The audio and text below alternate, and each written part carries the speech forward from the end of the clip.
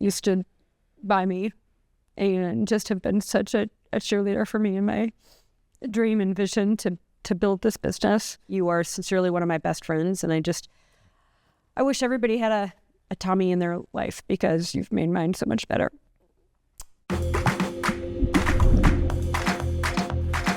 Hi, my name is Andrea Miller. I am here with my brother, Tom.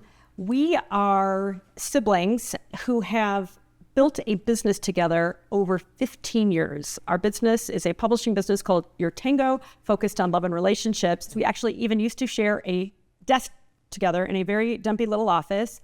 In keeping with the spirit of our business, which is focused on love and relationships, our team challenged us to sit down and talk about our own relationship, what it's been like as close siblings to also be coworkers and co-founders for all these years. And so we said, okay, game on, let's do this. Truth be told, we are answering a lot of questions and we have not seen any of them. I don't know about you, Tom, but excited and up for the challenge. I'm sincerely wondering, am I going to learn anything new about you? Because I feel like I know most of it, but I know there are going to be things I'm like, oh, I didn't know that. Are you down? Are you ready? You know what? You were there. I was born ready. All right. I will start because I'm the older sister that Sure. is also an Aries and, loves to take charge. What is your first memory of me? Oh, holy moly. I barely remember us living in Wisconsin, but I think I distinctly remember being walked in the snow home from a neighbor's house to our house at the end of the street. Just like close your eyes for a second, you see this like end of the street brief memory. And I was walking with you? Yeah. Oh, no, of course. Yeah. That's not my first memory ever. I remember being brought into this world. That's sweet. I don't share that memory, and I will just add this because I am 8 years older than you. Yeah. That the timing is different, especially those early days. All right, here we go. What is your first memory of me? Oh, I remember you coming home as a little bambino, just a sweet newborn, and I remember Mom always talking about how I said to our grandmother, Grandma Therese, that you don't even need batteries. You were so cute. I remember changing your diaper. So, you're welcome. Yeah. Oof. An 8-year-old changing a diaper is... Listen, it was different back then in Wisconsin in the 70s. That's what we did. What do we have in common? Oh, boy. Weird sense of humor. We make ourselves laugh easily and always. No, there's a lot. I would say, in all sincerity, a high degree of integrity. I think we're people that really, really care about doing the right thing and what's right and being truthful, even when it's hard. Big-hearted. I would say you're even I pride myself on being as big-hearted as I can. You're even bigger-hearted and generous and so thoughtful. And those are traits that I espouse or try to espouse for myself. Freaking hard workers, having started a business and slogged through it for a long time. We both have the hard work and tenacity gene. And finally for you, as you endeavor to succeed as an actor, your tenacity is... You remind me of me in a lot of ways, having slogged at a whole other level with building YourTango. Your tenacity is, it feels like we have that in common. What do we have in common? Oh my God. All that past? Yeah, it's wild. I, very clearly looked up to you a lot as a kid. I wanted to do kind of the same things that you did. I wanted to go to Tulane, because it was a very cool thing that you were doing. And I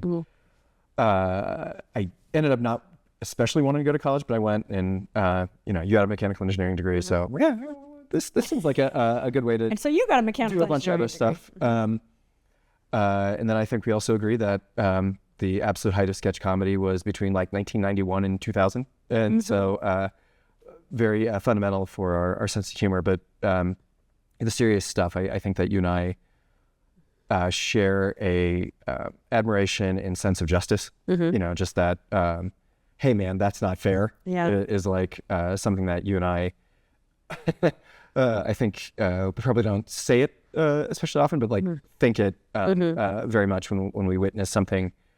I think I use the word uncool probably more than unfair because life's not fair, but life can be cool. So I think it's a thing that you and I fundamentally share, that when we see something that's not right, it affects us. Ooh, what are we opposite on in all caps? Ooh. Opposite. Yikes. I'm glad you're answering this one first. Yeah. I think I am better at putting pencils down than you are. You know, I think We're not talking better. We're talking yeah. No. I'm just kidding. Yeah, no, I think I might value time with friends more than you do. Also, you know, as a way of being, you know, emotionally and whatever, energetically recharged. That and I don't. It seems like you potentially get more recharged from a job well done and you know, kind of cozy time with family. Okay, here we go. What this one's going to be. Oh, I'm waiting in suspense. What are we opposite on? Oh, opposite. Was it capital O-P-P-P-O-S-I-T-E? Oh, yeah. Okay, got it. I wasn't quite sure what the emphasis was supposed to be there. You have an incredible memory. I don't.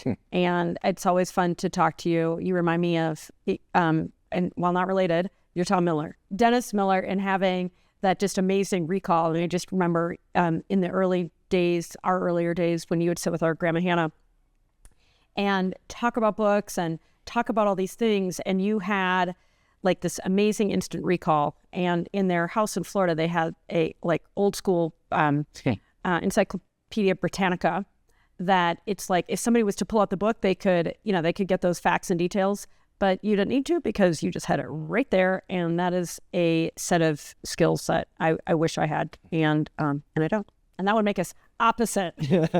Do you think our parents treated us the same? Tom, I am going to use one of your favorite quotes. Here we go. Sorry, zing, taking it from you. Nobody ever has the same two parents. I don't think they treated us the same. And that's not to say that I don't think that it was unfair. I think, especially again, that you were a boy, 8 years younger, that mom and dad were in a pretty dramatically different place raising you. And so yeah, I mean, we were treated differently, but I don't think you were treated better or worse in ways that make me feel like, oh, that kind of sucks for you or sucks for us. It's just like, I think mom and dad did the best they can. Yeah. So I think that's right on. Pretty easy answer for me. Do you think our parents treated us the same? Andrea, no two people have ever had the same parents. That said, yeah, absolutely. They treated us differently. You know, I had the house to myself. You know, I just went up to college when I was 10. Yeah, and so I had the house to myself, and I think, you know, I was also at the age where video games and stuff came out, and no one wanted to watch me play Nintendo on the TV. So, like, a thing like having a TV in my room would have been beyond the pale for you. I think you guys weren't even allowed to watch MTV. No. But like the, you know, as you know, our parents aged out of the intensity that some young parents have, or whatever. That I think that they were substantially more lax with me. Maybe because I'm a boy, but I think also they were just worn out on some of the stuff, and were just willing to be a little more laissez-faire. Yeah, fair. Okay, who had it the hardest? Who had it the easiest? Are we supposed to include our older sister, who is I think we should. Not part of this conversation right now? Maria had it the hardest. You know, our older sister. Our oldest sister Maria had it the hardest, and you know, some of that was our mom was 19 when she had her. You know, essentially a child herself, and you know, they moved around physically a lot, and then you know, whatever health stuff she had going on, just really hard figuring out parenting. You know, switching from these different styles of parenting. So I'd say that from that aspect, she had it the hardest. But I think you know, I think there have been way more expectations of you, you know, whether they're emotional or achievement wise. And so that is its own like really hard thing. It's like oh crap, I've got to hit a home run, get an A+, run a 4-minute mile, and also bake cookies, which I don't think that Maria and I necessarily had to show up for that kind of achievement. And then the other side of the question, Who had the easiest? No doubt in my mind that it was the easiest for me. Like partly probably some bias being a boy, being younger than y'all, mom and dad being probably somewhat we did a pretty good job. This thing's easy. We'll see how it goes with this other one. And so I think I think fundamentally I had it the easiest. Who had it the hardest? Who had it the easiest? I think I'm going to pretty much concur with your answer. I guess I hadn't thought about, for me, that I could compete for the hardest as well, but yeah, I mean, I do think it probably, I would say, our sister had it the hardest. I mean, it's been hard for me, but for different reasons. And honestly, I feel like it's been hard for you for different reasons, right? I mean, I don't think any of us would say growing up for us with, parents that loved us very, very much, but nevertheless, I don't think any of us would say it's been easy. Or, so I would say we all share in just being really tenacious and conscientious about overcoming quite a few challenges growing up. Yeah, to borrow a phrase from our favorite sketch show, The State, growing up's hard to me. You know it. Who did you think was the favorite growing up? Oh my God, that is hilarious. With Grandma Hannah, definitely Tom. I'm going to give credit to our parents. I think they did a good job of, maybe they had favorites. It didn't feel really apparent to me growing up. That we all have a very different relationship with our parents. And so it didn't really feel like to me there was a favorite. We all had roles to play, and for better or for worse, we played those roles to the best of our ability. Do you mean you need to ask a question? Could be just Who do you think was the favorite growing up? Oh, I think that our parents had all kinds of different seasons. They could be mad at one of us for a protracted period of time, and the continuity shifted. But I think personality-wise, you and Dad have a lot of similarities. So I think there was like simpatico between you two that I'll probably never get. And I think the same with Maria and Mom. But I think, I think kind of generally I've been second place for both of them for most of the time. So I don't know. I don't know how we're scoring. So I think that might sneak me into the top right. That's so funny. Yeah, with Dad, it's similar, and that creates both challenges. Fireworks of the greatest and worst kind. Yes. Okay. Which parent were you closest to, and why? Without question, closer to Dad. It just could be generalized guy stuff, but being at his race shop, and while I'm cleaning the race truck, there's a time for chit chat, and playing baseball. There's there's experiences that very much like Helen Fisher would describe as guys are focusing on a thing rather than each other. And I had so many experiences with Dad that we were focusing on a thing and kind of chirping at each other on the side that I would never have had an opportunity to have with Mom. So I'd say Dad for sure. Which parent were you closest to, and why?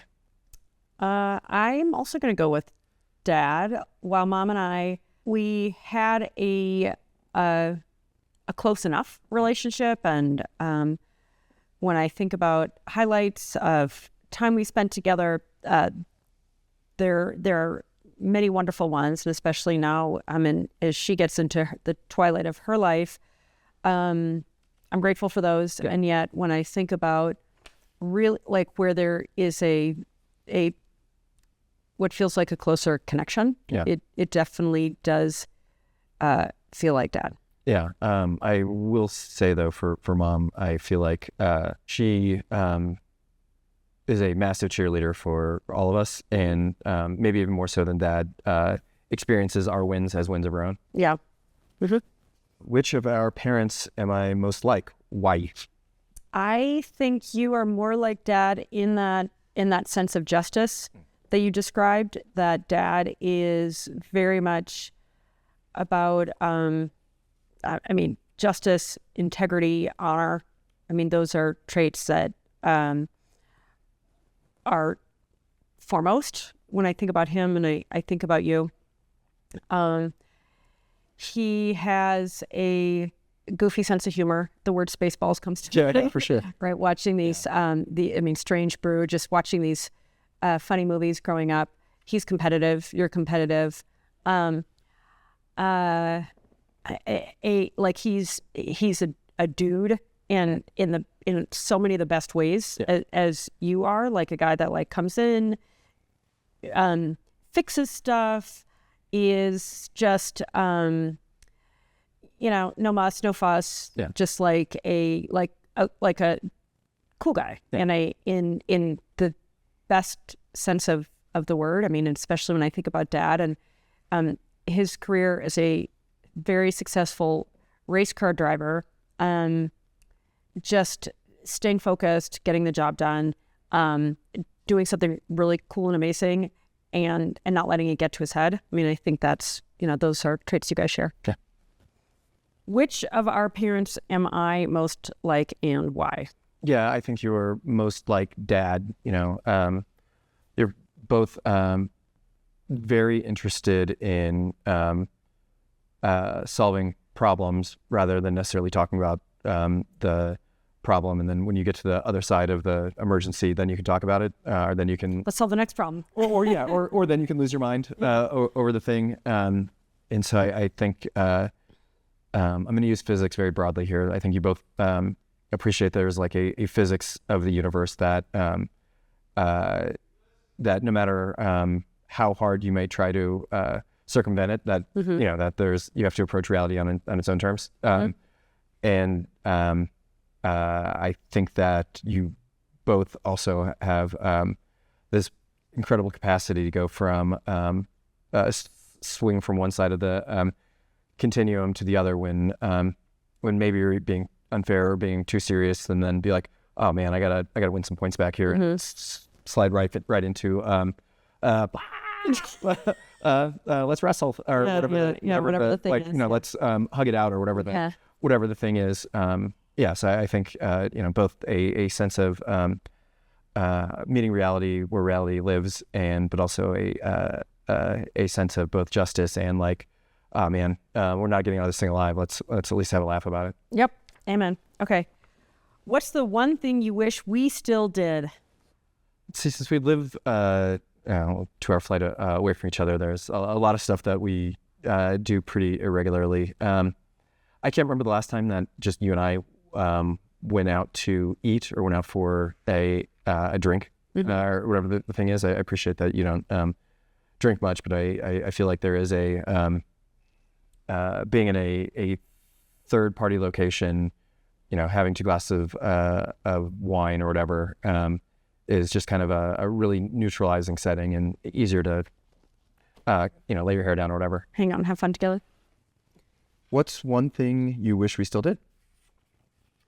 I have a memory of a floating pickle in a cooler of melted ice water when you were 15 and I took you on a road trip from Georgia to Taos to New Mexico.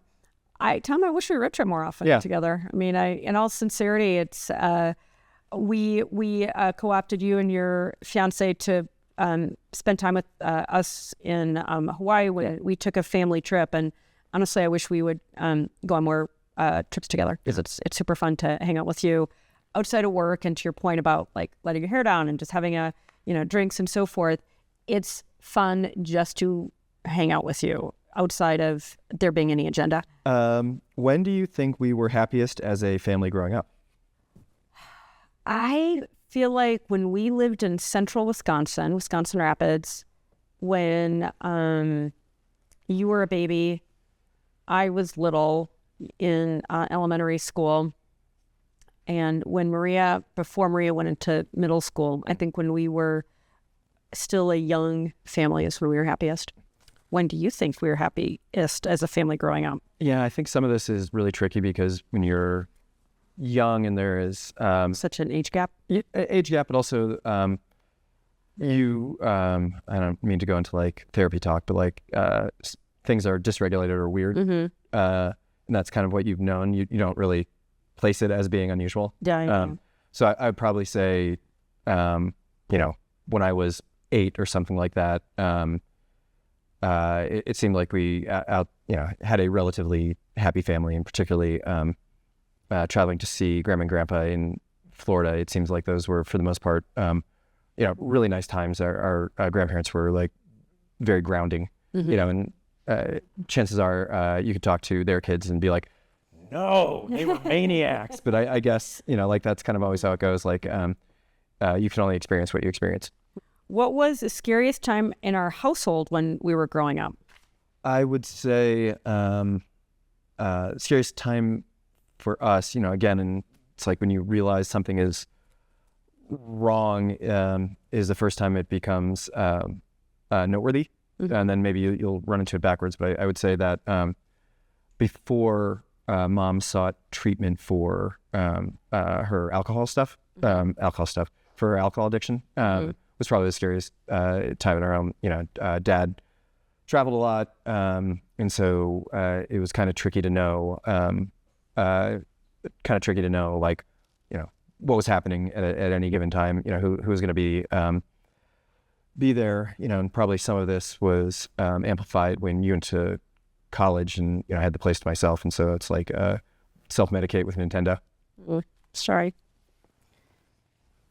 What was the scariest time in our household when you were growing up? I would say when I want to say like 10 or 11, and I remember being home alone a lot by myself, and yeah, I mean, mom's addiction was really rough. I mean, I felt really, really lonely. I don't know where you were. You're a baby. Yeah. And so I don't know if this was times when they were racing and they brought you with them, but I remember being home alone a lot by myself, or mom would be there but not be there. Yeah. And to your point, that some of that was normal, and I look back and just I have like a physical sensation of that, maybe even more sadness than scariness, but I do feel like I had fear being home alone. I had like a crippling fear of the dark into my mid-30s.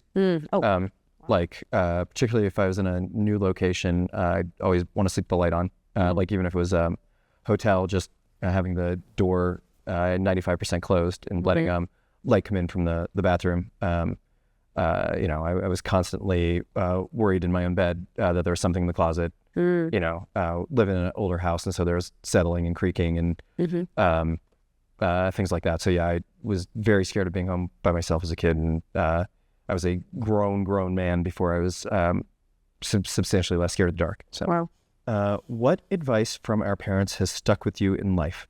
Oh my God, I can hear Dad's voice. This too shall pass. Yeah. Right, which is in a way the most grounding wisdom. I mean, it's like, ooh, to be a good Buddhist, remember this too shall pass. Don't get attached to the heartache or the disappointment.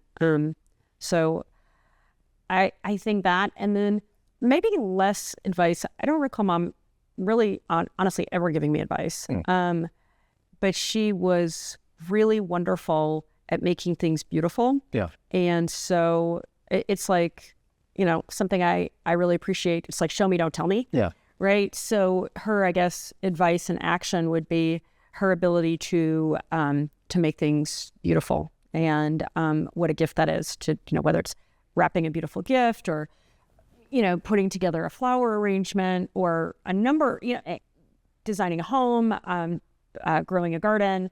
Her appreciation for beauty is something that is a great gift to me. Yeah.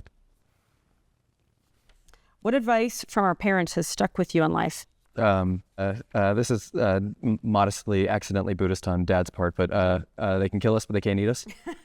Just like, hey, think of the worst thing that can happen, and most likely it won't. Just like, don't let fear of the worst case scenario get in the way of you doing the thing. And then this is also, I'm going to extrapolate from his intent, but hey, change the oil in your car every 3,000 miles. Yep. Right. It's like, hey, there's some very basics to taking care of yourself that, in your surroundings that you have to do. Everything requires maintenance. And then mom is way more in action than her actually saying it. Is hey, like kind of the worst they can do is say no. Like mom is at her best, just like so good at just asking the people for something, and I'm not going to get hung up on if they say no. Well, maybe she would a little bit, but she'd keep that in her back pocket. But she's very good at asking for what she just going for it. Yeah. What do you intentionally do differently from how we were raised? I think both our parents are very generous of spirit and all that.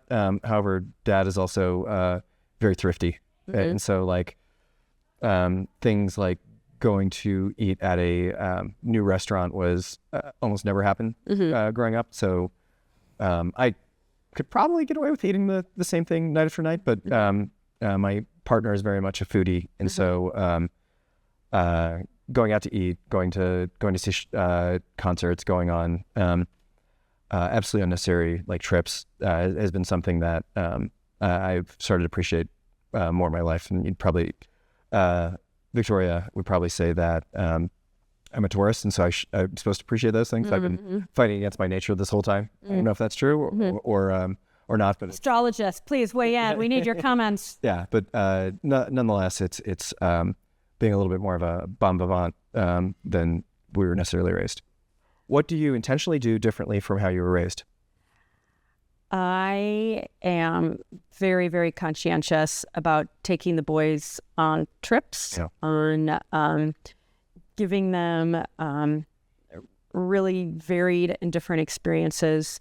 I spend a ton of time with our boys, and just, Dad would play with us on the ground, wrestle around and that kind of thing when we were little. And so that, that is more constant. I'm constantly roughhousing with the kids. Yeah. And beyond just that, going on trips and taking them to tons of shows and just very, very intentionally spending time with them, creating memories and just having a lot of fun together. Yeah, I feel like we went on a family sailing trip when I was 9, and that was legit. That was the beginning and the end. That was, grand opening, grand closing. You have all in ones. Yeah. What is something you've learned from me? I mean, a lot of things. Honestly, I think of what bubbles up to me is driving from New York to Colorado because you care so much, and that it's easy to say you care. It is to me an entirely different kettle of fish to show you care. And so probably what I've learned from you is just how generous you are in showing your care and your priorities. And you and I would joke around when we both lived in New York, and I'd call and I'd be like, "Oh, you better not answer this call. I'm going to call to see if you'll babysit." Yeah. Right. And I still joke about that, but you live far away, so it's just a joke. But that you are so willing to be there and show up and be selfless and be generous. I mean, that I feel like those traits are, I think I am more selfish than you, and your selflessness and care are really wonderful things that I've admired and have learned from you. What is something you've learned from me? Not to play the piano. Exactly. The really light stuff, I think my foundational appreciation of what's funny is largely like you and, perhaps some of our cousins, watching SNL before I could understand the jokes. Whereas I think our dad has a really good sense of humor, but he is very more in the appreciates parody and spoof more than necessarily like these very bizarre sketches from the States. I really appreciate that. But I think kind of the thing that's fundamentally more important is, whether it's a metaphor or actually, you're very interested in, hey, just pick up or just call someone or pick up the phone. Let's do it. Whether it's a work thing and I'm not getting the answer I want from texts or emails, hey, just call the person. Or it's someone going through a tough time, and texting them, essentially is as good as calling them. And it's like, you don't know what to say. It's like, well, just say hi. Yeah. And so that's something that I think you are very good at, just like skipping past the dithering about it and reaching out. Hey, yeah, I'll take it. What's one way I've changed for the better? I don't know if this has changed or it's something I'm just appreciating more now. Almost everyone I know is incredibly ashamed about being wrong about something. And I feel like you have evolved past like an I told you so, or whatever the opposite of I told you so is. Well, what I really meant is this. And I think as a friend and certainly coworker and subordinate to you in our company, that not being so attached to being right is really both valuable and also validating. I don't think that you've gaslit me in any appreciable way, but that Maybe just a little. yeah. The kids need you. But I think just that you can say, missed that one, and whether you learn from it or not, that's not my business. But like being able to say, fundamentally say, all right, guys, I screwed that up. Yeah, mea culpa. Let's let's keep moving. Yeah. Cool. Thanks. I appreciate that. What's one way I've changed for the better? I think you are better at taking constructive feedback and not making it like, yes, exactly. It's like, okay, and then just, it's like, okay, I can see that. And it's like, whereas before, maybe there would be a little more resistance or defensiveness. It's like, oh, okay, I can see that. So yeah, feels like pretty parallel tracks. That's kind of great. Yeah. What is one thing about me that is still the same? Oh my God. I mean, so many things that are great. Great sense of humor, great amount of caring, being proactive. You alluded to it a little bit earlier with regard to, I'm a recovering workaholic, try not to be a workaholic, where you'll put stuff down and hang out with the kids in ways that I find harder to do, especially when I'm in the middle of things. So I think what hasn't changed is your ability just to step back and say, I'm going to be present in the moment. The work will be there when I'm ready to do it, but I'm going to prioritize this other thing and not apologize for it. Like, I'm just going to be totally tuned in. And you do that really, really well, especially with Nicholas and Alex, my boys, your nephews. So, I mean, but I feel like there are quite a few things that haven't changed, that have only ripened and gotten better, as you've gotten older. What is one thing that is still the same about me? You love to bring people together, whether it's a team in a professional setting or saying, hey, I'm in town for 4 or 5 days. Let's please not miss this opportunity to spend some time together and say, like with friends or family or whatever the case may be, that I think in a lot of cases, most people are just more like, that seems like a lot of work and I can be let down by people not showing up or not being that fun. But I think you are very interested in being in the same space and breathing the same air as people, again, whether that's a metaphor or actual factual. What can I do to support you more as a sibling? Can I have $100,000 right now? Yeah. She pulls out suspenders. Yeah. I think we're kind of on the same track. The only thing that I think that is sometimes is I think you lose patience with mom and dad and our oldest sister before I do. No. But don't get me wrong, I get there. I think if you have such high expectations of them that sometimes when they don't meet them, it's like, how dare you? That I feel like is the only thing that and I feel like you are. I talk almost every single day, so I feel like you have both high expectations for me, but also high patience, and I wish you could do that for mom, dad, Maria. Thank you. What can I do to support you more as a sibling? See my point of view when I'm really annoyed with other people in our family.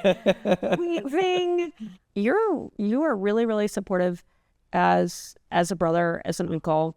You've just been outstanding. When we left New York City 5 years ago, moved to Colorado, you've been here a ton of times. You've been super supportive. What matters most to me is raising my kids. Obviously building a successful business is super important too. And you've been my absolute partner, go-to rock in that. So I gotta say, you've already checked that box. Can I take back my answer? Nope, it's on the record for everyone to see, and then I can get tortured. What do you think we should be doing to support our parents as they age? I mean, you live in LA, I live in Colorado, and our parents live in the Atlanta area. So I think it's really going there more and just being with them. Yeah. Easy one. Tommy, look a little misty over there. Yeah. What do you think we should be doing to support our parents as they age? Yeah, I don't want to repeat your answer, but I think just being there more often, as often as things allow. Yeah. I try to talk to them, probably not every day, but probably 5 times a week, even if it's just a quick check-in. Given our mom's memory issues, sometimes I'm a little bit. I think it is night and day different than it was 8 years ago when she's at the beginning of her dementia. Being really patient with hearing the same thing 5 times is something I 100% can do better. But yeah, just literally being there more often. At the end of every conversation, it's when am I going to see you again? And it's like, do the picture. Yeah. Yeah, and it's like, at this point, it's like, a few weeks and 2 months. What's really the difference? Yeah. And so kind of building up those that anticipation. For someone with memory issues, it's 1 second of hearing, "Oh, I'm going to see you really soon," is whether it's 100% true or not, it's really valuable for them, and being saying that rather than this wedding will both be out in 3 months. Yeah. Yeah, I'm going to add on to mine. Yes, physically being there, but I think your point previously about just not only being there physically with them, but really being there, meeting them where they are, being patient, being loving, being appreciative, right? I've missed the mark on that a number of times when I think about whether it's on a phone call or whether it's there in person, really to show up with a full and grateful heart. Yeah. And just to be there and being accepting to me is like what I'm going to do more of. Yeah. Golly, gratitude really fills up both people. Mm-hmm. Yeah, sure does. Okay. If you could have changed one thing about our family life growing up, what would you have changed? It's very funny. I often think about the sliding doors thing. Like, if this changed, how does that branch off the rest of history? Had I not come to work for you, what would have I done, or with you, I should say, what would have I done differently? I could be dead in a ditch. I could have joined the Army and have severe PTSD that make me impossible to be around. But I think in a lot of ways, our dad is unfulfilled with his career. And I feel like he switched careers and we moved to Georgia to satisfy his family. And I've always been really curious what would happen if instead of quitting racing, if he'd pursued that harder when he was younger, after I was born, so they wouldn't screw that up. I'm very, very glad to have been born. But if he'd pursued something that he was interested in more aggressively when he was younger, if the rest of us would have been more fulfilled instead of trying to placate him, if there would have been more money around or whatever the physical trappings of success are, if that would have trickled down to the rest of us. And again, Dad could have been a NASCAR champion, and I could have felt pressured into it. And because of being unprepared to drive a race car, I could have fucking died in a racing accident. Like these racing families also have a tremendous amount of trauma too, that they rarely talk about. But I think Dad feeling like he had more control of his destiny, I think would have been the one thing I would have changed. Yeah. If you could have changed one thing about our family life growing up, what would you have changed? I think I would have changed the, for me personally, to be more seen and just to feel like there was more emotional intelligence in our family, like that Dad was vigorously pursuing racing and then building a business, then pursuing racing again. And Mom was in support of him and in support of her own things. Yeah. And I feel like as kids, we got lost in that. And so it felt like, if I could go back and have a greater sense of togetherness and feeling like, I know they loved us and, I'm grateful for that. And yet at times I've really struggled to overcome a feeling of feeling important and feeling like I was enough.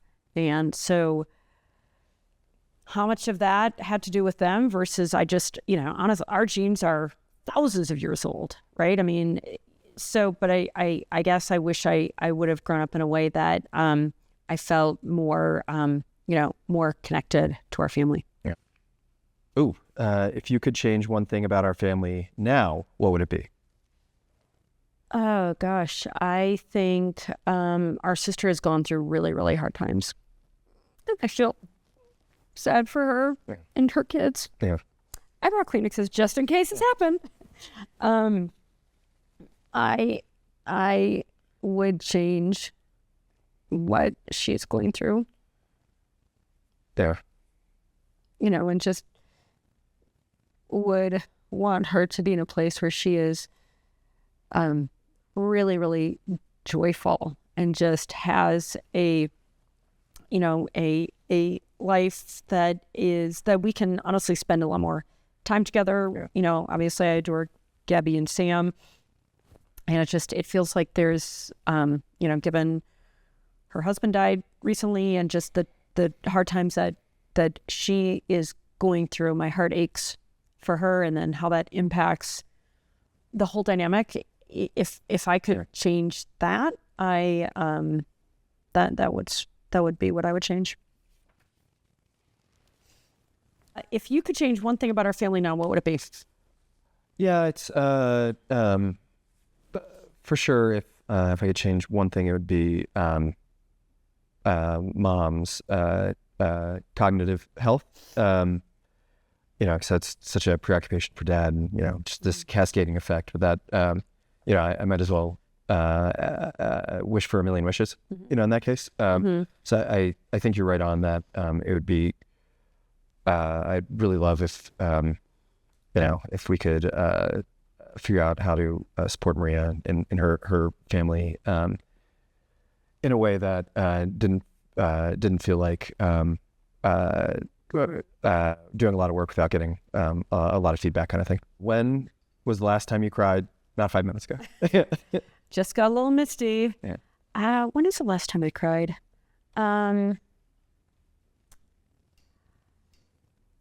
I think last time I cried, I am getting my timelines maybe a little bit conflated, but Sanjay and I had a big argument probably a few months ago now, and it was really upsetting to me, and it was upsetting to the kids. And so when I think I cried just out of sadness and frustration, and it stinks to be 8, or my kids are 11 and 14, and to see your parents fighting and angry, and that just, I don't cry very much, but I feel like that moment just, it's like, like I felt a little broken at that time.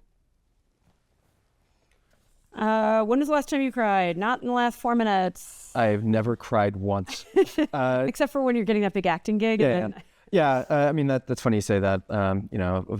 Maybe there are 3 buckets. I had an audition a few weeks ago in which I was playing a husband who's trying to reconcile with his wife after losing a kid. Oh. And so like the creative work I had to do around that was, both internalizing it and externalizing it. A lot of boo-hoo-hooing. And guess what? Almost cried again when I didn't freaking get it. But then jealous humor. Yeah. I think the most crying I do is at movies, and it's mixed between the sad parts of the movie and the triumphant part of the movie. Mm-hmm. Just like particularly in a dark, cool theater, just being so invested in these characters. I probably cried oh my God, I saw Top Gun 4 times in the theater. I probably cried every time. And sometimes when I watch the scene in which Glenn Powell rescues Tom Cruise, I'm like, Glenn Powell. I mean, we all are. Yeah, and then the real like soul rending stuff. I think with mom's deteriorating mental health, cognitive health. Mm-hmm. I think Dad got some news back from the neurologist, and it was just like I heard it at the exact wrong time, and so it was like, "Oh, Dad, I'm so sorry," and then hung up the phone. I was just like, "Ah," Yeah, I'm with you. What's one thing you wish for my future? Ooh, say grandkids. Yeah. I wish that I think you do a very good job, particularly with enriching your kids.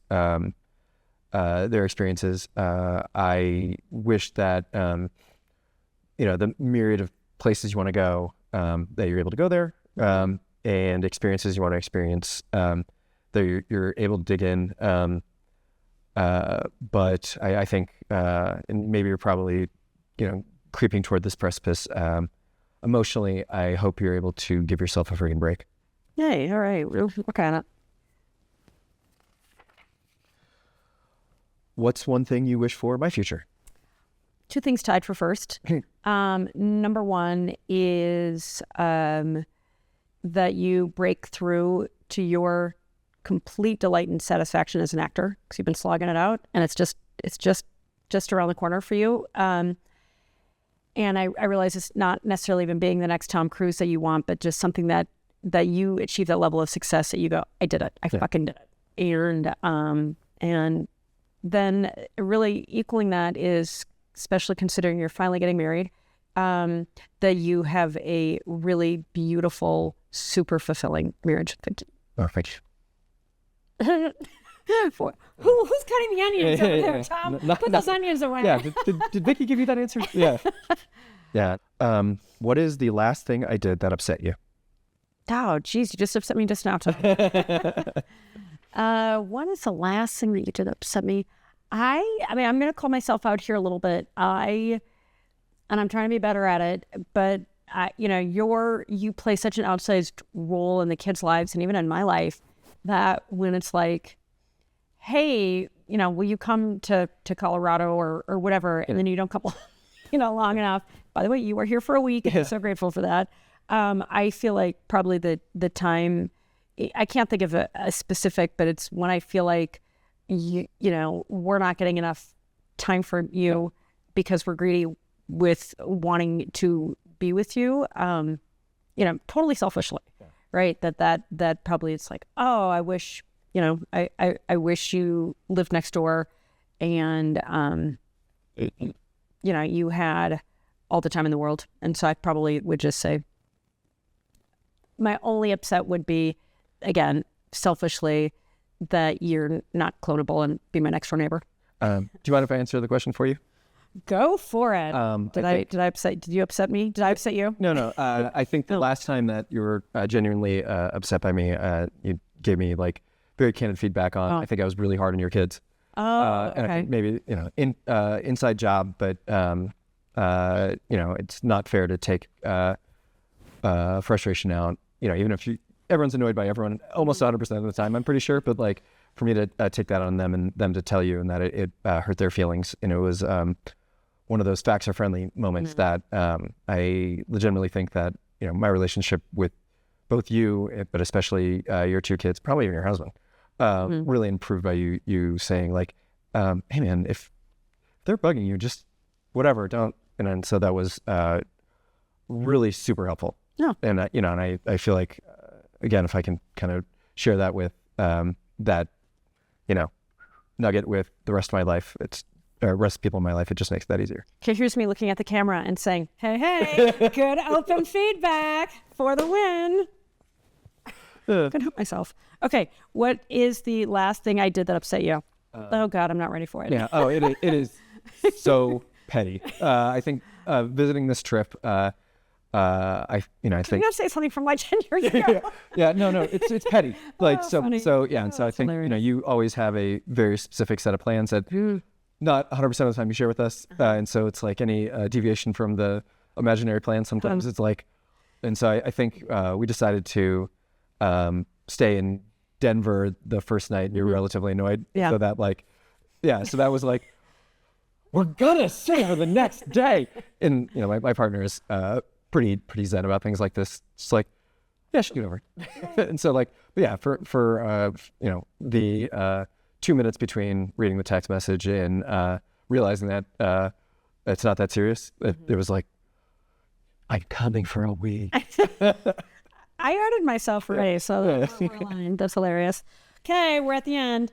Are you proud of me? If so, why? Oh God, yes. Yeah, I mean, my goodness.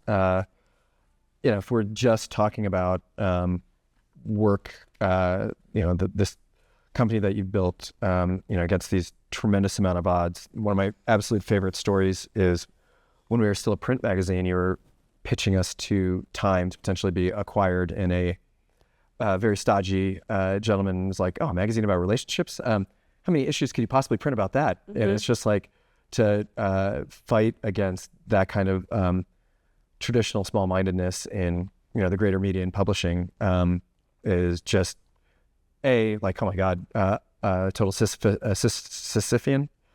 You're pushing a boulder up a hill, however you say it. But then for so much of general media now to be so interested in soft skills and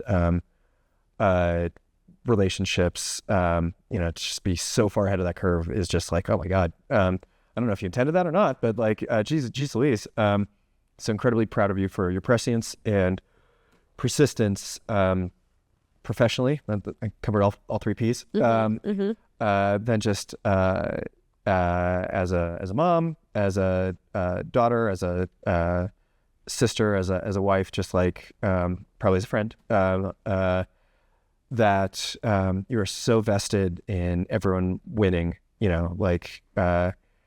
Occasionally all of us fall back into scarcity thinking, but like just that your ethos is so like abundant thinking is just like, even when we're getting our teeth kicked in is just like, really inspiring and something that I'm incredibly proud of. Oh, thank you. All right. Are you proud of me? If so, why? Oh my gosh. So very proud of you and grateful to you. I know I've said it a few times in the, in this discussion, when I think about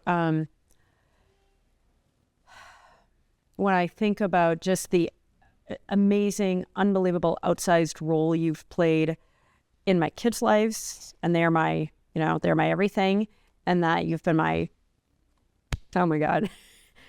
Laugh or crying, and I do both at once. Partner in this. I mean, talk about getting our teeth kicked in. What a journey it's been as entrepreneurs. They've always been there, and I know you've been generous with me in this conversation, because I know especially I've evolved a lot, but I know there have been times where I was fucking impossible, and you stood by me and just have been such a cheerleader for me in my dream and vision to build this business. So I guess that's what I'm super grateful for me in our business, and just so proud of you for this incredible life you've built, and that you've pursued your passion as an actor, and you have been brilliant. I mean, I think about just what a superstar you are on our team, how I always hear about just how much people love and respect you, and how you see them and appreciate them and are always there for them. I mean, your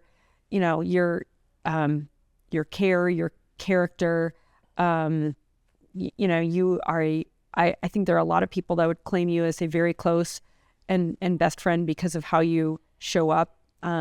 So caring in so many lives. You're the guy that's like always willing to help, always willing to put others first. And just, I mean, it is remarkable to me who you are. And then I get to be your sister, and honestly, you're, not to sound corny, but you are sincerely one of my best friends. And I wish everybody had a Tommy in their life, because you've made mine so much better. Thanks, man. Okay, well, this is a teary end to the questions. Tom, thanks for doing this with me. Thanks to the YourTango team for cooking up some really thoughtful, riveting questions. I hope everybody who has watched this takes the opportunity to answer some or all of these questions with your sibling or somebody that you're close to, because I've definitely learned things about you today. I've learned some things about myself today, and I really appreciate them. Thanks for doing the questions with me. Oh, my pleasure. Good times. Good times with you. Bye.